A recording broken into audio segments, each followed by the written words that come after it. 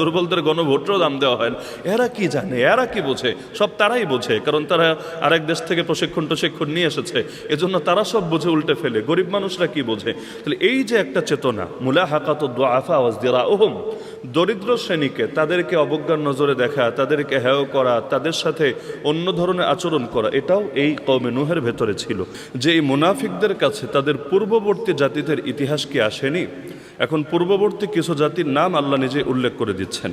এক নম্বরে বললেন কওমি নূহিন, নূহ আলাইহিস সালামের জাতি। 2 নম্বরে আদ, 3 নম্বরে সামুদ, 4 নম্বরে কওমে ইব্রাহিম, 5 নম্বরে আসহাবে মাদিয়ান বা মাদিয়ানবাসী, 6 নম্বরে আল মুতাফিকাত। মুতাফিকাত দ্বারা উদ্দেশ্য অধিকাংশ মুফাসসিরের মতে কওমে লূত, কারণ ইতিফাক মানে হলো ইনকিলাব। ইনকিলাবের 2টা অর্থ হয়। একটা তো আমরা এখন ইনকিলাব জিন্দাবাদ, এর মধ্যে ইনকিলাব যে অর্থে ব্যবহার করি, আর আরেকটা হলো ইনকিলাব মানে হলো ওলট পালট হওয়া, পরিবর্তন।